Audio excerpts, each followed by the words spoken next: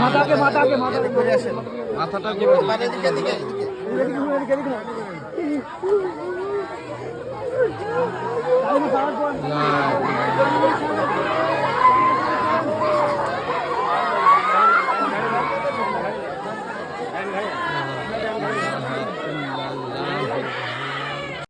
আসসালামু আলাইকুম।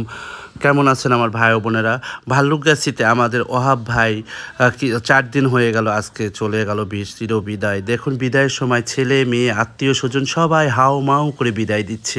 শুধু ওহাব ভাইকে এভাবে বিদায় দিবে না, ওহাব ভাই কবরে যাবে না, সবাইকে আমাদের কবরে যেতে হবে। অনন্তকাল সে কবরে পড়ে থাকতে হবে। এই দুনিয়া বালাখানা সব কিছু কচুর পাতার পানির মতন, এক ফোঁটা একটু সময়। তাই সব কিছু লোভ লালসা হিংসা সব কিছু ফেলে চলে যেতেই হবে এই কবরস্থানে।